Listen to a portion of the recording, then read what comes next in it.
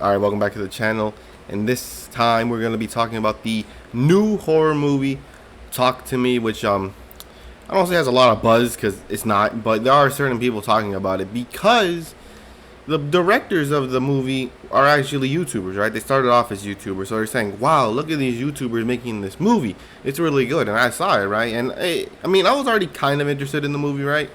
But it's kind of, solidified it, because when we hear like, okay, they're saying it's like the best movie this year or up there, right? I was like, it can't be that good, right? I mean, it's just a YouTuber saying, oh, look how good these YouTubers are, right? So it just seems disingenuous if you get what I'm trying to say. But that's what I'm here to do. I'm here to watch it. I'm here to say if it's as good as people say, or is it just not that good at all. And of course, here's going to be the rundown, the running order. We're going to talk about the plot first, some good things, and then some bad things. Alright, so the plot obviously revolves around a hand, right? In the movie, we later figure out that, well, it's not 100% certain, but people say it was the hand of a dude or a woman who could talk to the dead, right? And obviously, that was a big no-no. They cut off her hand, mummified it, and then now people use it to talk to the dead, right? Because it's still, still usable, right? So you put your hand on it. First you light a candle, right, and that's the gateway to talking to the dead, right? You light the candle, you grab the hand like you're shaking their hand, right, and you say, "Talk to me," right, and then you see a dead person, right, which no one else can see, by the way, and of course it changes, right? If you were to take off your hand, and you were to do it again, it's a different person, right, and then you later say, "I let you in," right, so now it possesses you. And later we find out that people kind of figured out a safe time so that it doesn't permanently affect you. Because we see in the beginning of the movie, which is a one take, right? And some YouTubers will be like, wow, look how good this movie is. It's a one take. See how much time it took? I don't like, I'm going to be honest with you, I don't really like one takes. I don't like the movement that it takes to do a one take. I mean, I'm not a big fan of it. But it was still a really good shot, alright? I'll tell you that. And it's a dude who's checking up on his brother, right? And his brother is like crazy and all that stuff, right? Because we later found out he's, how do I say, permanently possessed. If you get what I'm trying to say. And the permanently possessed people have to kill someone, I think, and then they later just kill themselves, right? So we can obviously tell longer exposures to the hand is a big no-no. So they're like, oh, you could do it for 60 seconds, or as long as we take it out before 60 seconds, you're gonna be okay, right? And of course, we got our main characters. Some are skeptical, some are saying, no, I got this. And of course she does it, and of course she does it for a longer time. The first time it was under the time limit, and then afterwards she just couldn't let go of the hand, right? Because the possessed person didn't want to let go or something, right? So she, took too long and she did it, right? And we have another instance of this happening, which is this kid, right? Who does it for the first time, right? And he goes over the time limit. And you may think, oh, he must have gone over like 5 seconds or 10 seconds. Right now, no, dude went double the time. That's right, it's 60 seconds of time limit. That man went for 2 minutes because the person that possessed him was the main character's mom, right? The mom passed away. I would assume via the same thing, because she also killed herself. Like, she locked herself in her room, which we later see in the beginning of the movie. The brother locked himself in the room and then comes out and kills himself, right? Same thing happened to the mom. So I guess that kind of insinuates that she also played the game, but I can't tell, right? And of course she does it too, and the kid, being permanently possessed, or at least at the time, tries to kill himself in the thing. And I'm gonna tell you something right now. It's not a horror movie, and it is somewhat scary, but it's more disturbing and gruesome more than an actual horror story. If you go to this movie expecting like a Exorcist type movie, a paranormal activity kind of movie, no. And if you're thinking of a Scream or Jason Voorhees, no, it's not. It's its own thing, right? But of course, that's the whole plot. And later, she ends up killing herself because she also took too long on the hand, and everything goes well for everyone else except, of course, her. And it's later figured out that now she's one of the wandering souls that is called upon in the game, right? Because they say, oh, if you die when the spirit's inside you, they have your body forever. So I guess that's what happened with her, as the spirit was still with her when she died. So she's now part of the game, which, I mean, some people say, wow, that's such a good twist, or a good ending, right? I mean, most people could figure it out a mile away. But anyways, the good parts of the movie. It is beautifully shot, I'll tell you that. It's really good in terms of, looks. nothing looks bad, right? The character designs of the dead people looks good too. I don't say unique, but it ain't just some dude with scratches on them, right? They have something like some rotting flesh or a bad eye, right? All that stuff. And I'm gonna tell you something. It gets you. Sometimes it gets you scary, but I guess it's kind of there's not a lot of jump scares, like I said before. So whenever there's suspense, you think, oh damn, there's a jump scare, it's gonna happen. No, not really. I mean, there's some disturbing parts. Like there's a scene where the main character, Mia, I forgot her name, but Mia, right, sees an old woman in the room with her and her best friend's boyfriend, because they used to be exes back in like middle school, so it doesn't really matter, right? But she sees the old woman suck on the dude's toes. Yep.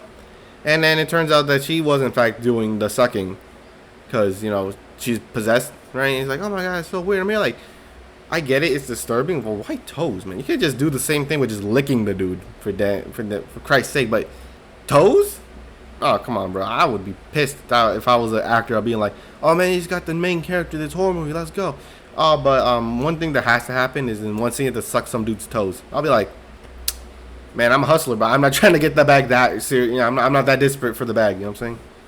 But like I said, it's shot beautifully, and the other characters besides the main characters, which we'll get into with the bad parts of the movie, they're really good. I liked it. The scenes, the lighting, and all that stuff. The acting was good too. You would assume that they're friends, right? It's not like them awkward things where it's like they don't way they're friends, right? No, you could clearly buy into it, right?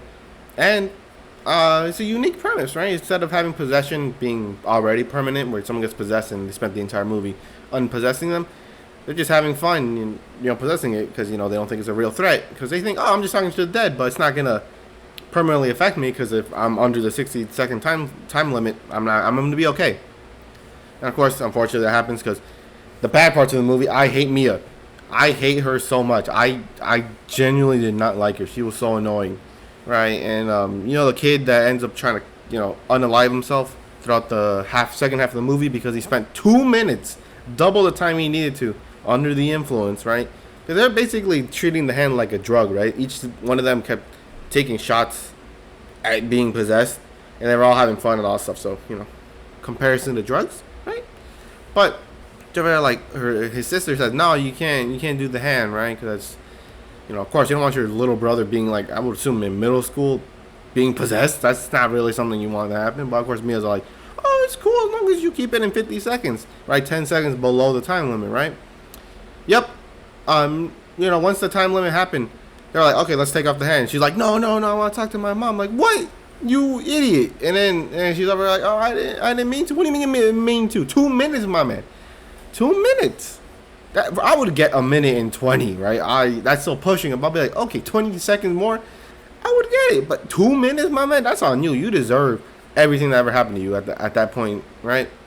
She was that person that does not have a good relationship with her dad, because she refuses to believe that her mother unalived herself, right? But that another good concept is that there's people who spend too much time under the influence, or something bad happens. I don't know, because she didn't even spend that much time extra with the hand, right? She spent like an extra 5 seconds, 10 seconds, right, under the influence, but nothing. It wasn't as worse as the kid, right? But she kept seeing dead people, and especially her mom, who tricked her, or I would assume spirits, right? Because they say spirits can pose as different people. As you later see in the movie, there's a spirit taking the form of her dad trying to kill her, right? And she tries to fend her off, and she accidentally, I would assume not kill her dad, because I think he survives, but stabs her dad, right? Boom.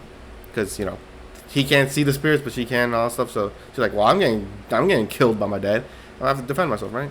But she does get manipulated by the mother, I would assume. I'm putting air quotes, because I still don't know if that's actually the mom or that's a spirit pretending to be her mom, because they can still talk to dead spirits, which her mom is, right? And we later figure out that the other bad part is, it's not bad, it's just my personal preference. I don't like hearing Australian accents, because it's made by an Australian film company, right? And I was thinking to myself, while I was watching the movies, like, I was thinking like the character saying like, oi bruv, there's a bloody ghost in me house, there is. And be like, oi bruv, my place is haunted, that's for true. Something like that, right? And I was laughing to myself a little bit, so that kind of took me out of the movie. But there's actually not a lot of bad stuff. It's just I don't want to say it's a thriller, because it still gets pretty scary, right?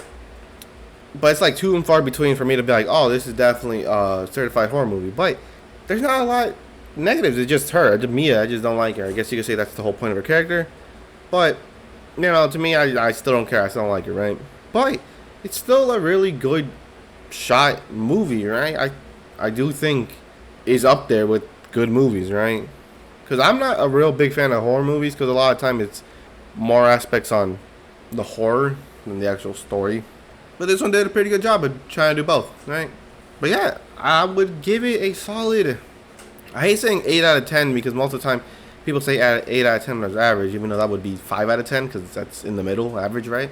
But no, it does deserve an 8 out of 10. It's not a 9 out of 10 because there are some unlikable characters. Because there's this other girl that kind of is the friend with the dude who has the hand.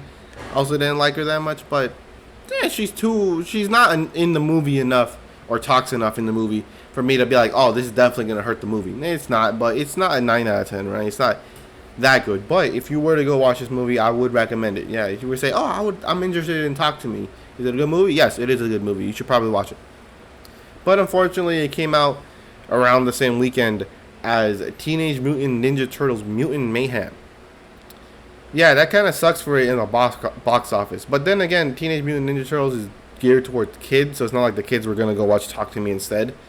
But also a lot of teenagers and adults who used to watch the Teenage Mutant Ninja Turtles would go see it, right? So unfortunately, the box office numbers probably won't do that good. But since it's a A24 movie, which I would assume is low budget, I think it will make its money back. And you know what? When they say it's a really good movie, I believe them, right? I do kind of want to see what they do next, right?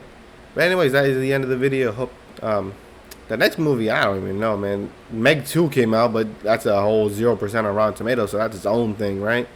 But you know, we'll see what other movies there are, right? Because I also wanted to watch The Haunted Mansion, but unfortunately I decided to watch this movie instead. But hey, it worked out great, isn't it? Doesn't it, right? But anyways, like I said, I hope you enjoyed this video, and I'll catch you in the next one.